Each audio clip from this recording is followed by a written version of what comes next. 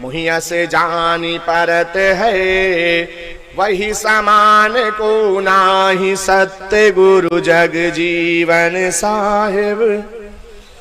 धन्य सुनो ते आहे प्राणी, जिन सत्य नाम भजन मन ठानी। संसार में वो नर नारी धन्य है जिन्होंने परमात्मा का नाम अंतरात्मा से सुमिरन करके और शरीर से सुदृढ़ कर्म किया। जो करना चाहिए था वो कर्म किया। ये ब्रह्मा धन्यम सोई आहाई, ये ब्रह्मा धन्यम सोई आहाई, नाम शरण मन जानी के गाहाई। धन्य आहे सो वै नर नारी, धन्य आहे सो वै नर नारी, जे सत्य नाम ते सुरति संभारी, जे सत्य नाम ते सुरति संभारी। अभी तक भजन नहीं किया, चलो अब से अब करते महाराज। थोड़ा ध्यान एकाग्र करो, आने जाने वाले लोगों को मत देखो महाराज। ये संसार नहीं, दरबार है बाबा का। यहाँ आते और जाते ही रहेंगे लोग। यहाँ दर दर पे होते हैं सिजदे, सर उठाने की फुर्सत नहीं है ना। ये ऐसा दरबार है महाराज। यहाँ न देखो, बस केवल आनंद लो इस जगह का। क्या बात है, बढ़िया जगमगा रहे हैं। देखिए दीपक है ना, मालूम दे रहा तीरथ बन गया। यहाँ सिजदा हो रहे महाराज। क्यों? कोई साधु ने आके ऐसे बसेरा ले लिया है ना।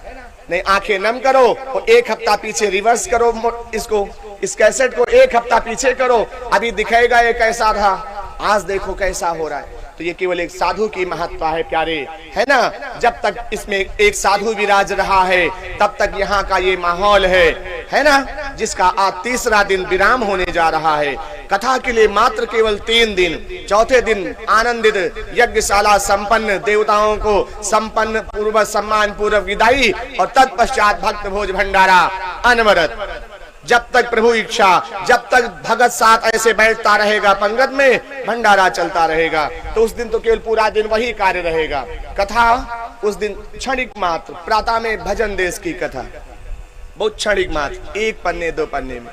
तो स्वामी कह रहे हैं बस केवल 3 दिन का समय बचा, जिसका हमको आपको इतने दिनों से इंतजार था।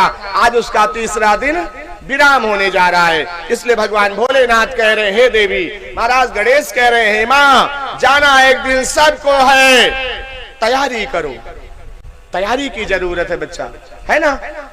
हम आप कहीं घूमने जाते हैं, कहीं घूमने जाते या कोई अपने नाते रिश्तेदारी जाता है, कहीं मूड़न छेदन हो गया वहां जाता है, मतलब कहीं भी कोई तैयारी करता है ना। तैयारी बैग बनाता है, कपड़े नए नए लाता है, कहीं शगुन देना तो वो व्यवस्था करता है, मंजन बुरुस तक सब रखता है महाराज, है ना। छोटी से छोटी सामान 2-4-5 दिन पहले से तो बैग बनाए लागत महतरिया। तो सोच के कुछ हुआ लिए के न पड़े हमका, सब हिये से ला दे चलो, है ना। खूब तैयारी, 4-5 दिन में तो 2-3 बैग है। और जो कहूँ महीना 15 दिन का जाना तो कहूँ बहुत जनन के 1.5 लाख लागत है कि कहा हमेशा के लिए तैयारी हो रही का, लौट के आई है कि ना आई है महाराज। अब ऐसा होता है, इतनी तैयारी लोग करते हैं। लेकिन एक दिन हमें जाना है, ऐसी जगह जाना है जहां से लौट के आना ही नहीं, है ना। यू सबका पता है कि हुआ गए बाद कोई लौट के नहीं आता है। वहां के लिए कोई तैयारी नहीं महाराज, कोई तैयारी नहीं। अब बताओ, मूर्ख नहीं है हम आप? मूर्ख है महाराज, हम सब मूर्ख हैं।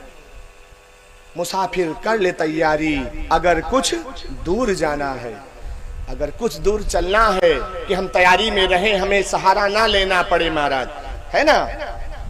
तो स्वामी कह रहे हैं कर ले तैयारी, तो तुम्हारे लिए सिंहासन आएगा महाराज, रथ आएगा, है ना।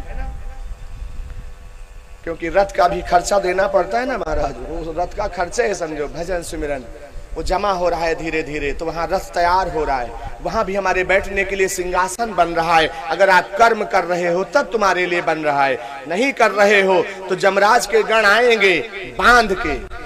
आया है सो जाएगा, राजा रंग फकीर, कोई सिंहासन चढ़ गया और कोई बांधा जात जंजीर। बस केवल जंजीरों से बांध के, क्योंकि पैदल पैदल ले नहीं जा सकते। तुम्हारे ऊपर पाप दोष अकर्म विकर्म का इतना भार लदा है, तो अपने घोड़ैया थोड़ी बैठा के ले जाएंगे, सब तुम्हें ऊपर लदा, तुमका बांध दिया और अपने रथ में टोचन किया, ऐचत ले चले गए, खर खर खर कर चले रहो दौड़त। और थोड़ी बहुत दूर ना है महाराज, जाने मातरिया ये धरती से मृत्युलोक के दूरी मालूम करती है 86,000 योजन। कितना है? 86,000 योजन इस धरती से यमपुरी की दूरी है महाराज। और एक योजन में 400 कोस होते हैं और एक कोस में 3 किलोमीटर होते हैं। अब गणित लगाना कि 86,000 योजन में कितने किलोमीटर है, उतना हमको जाना पड़ेगा। अगर हमको जंजीर में बांध के इतनी दूर ले जाएंगे महाराज तो ये चोला का होगा का। और इस 86,000 योजन में 12 चौराहा है महाराज, 12 चौराहा। 10,000 योजन तक केवल गरम रेता है, चना इसे डालो भूज जाए महाराज। अब उस गरम रेता से कौन बचावे महाराज? मालूम कौन बचावे? जो कहूं कि तुम वृक्ष लगाओ। अब या तो हम विश्राम सागर में चले महाराज, यमपुरी वर्णन उसमें गाया गया है। तो कहने का मतलब बाबा की कथा में बहुत सारी कथाएं जन्म लेने लगती हैं। ये बहुत विस्तारित वृक्ष है, स्वामी का जो पावन ग्रंथ है ना ये महाराज बहुत विस्तारित वृक्ष है। इसकी एक एक चौपाई में अनंत कथाएं जन्म ले लेती हैं, इसीलिए हम ज्यादा भाव नहीं दे पाते हैं। थोड़ा बहुत दिया नहीं, कथा में आनंद लेते रहो। एक चौपाई पे अगर भाव देने लगे पूरा जीवन कहिए महाराज बीत जाए। ये साधुओं की वाणी है, उसने गागर में सागर को भर दिया है। ऐसा ग्रंथ अद्भुत है श्री शाहबग विनाश। स्वामी कह रहे वो वृक्ष वहां काम आते महाराज, उसी छाया के नीचे नीचे तुम्हें जाने को मिलेगा, है ना। ऐसे भाव होते हैं। ये जो दीपक जल रहे ना ये भी काम आते महाराज। इसीलिए अपने घर में पूजा स्थल पे रोज संध्या के समय एक दीपक अवश्य जलाना चाहिए। अब लोग बाबा के यहाँ जाके दुआ जंत्र मंत्र बनवाते हैं, घर को पवित्र नहीं रखते हैं। संध्या होता है 150 बल्ब हमारे पूरे मकान में जलते हैं, लेकिन पूजा स्थल पे एक दीपक नहीं जलता है। कुछ ही घरों में जलता है महाराज, सब में नहीं जलता है। हम अपने बिजली का खर्चा 5-6 हजार का उठा लेते हैं, लेकिन 50 रुपए का हम घी या तिल का तेल परमात्मा के लिए नहीं लगा पाते। अपने लिए परफ्यूम हम हजारों रुपए का खरीद के डाल लेते हैं महाराज, लेकिन 20-50 रुपए की अगरबत्ती ईश्वर के नाम पे नहीं लगा पाते। कि हमारा दोष है, यही हमारा अकर्म है।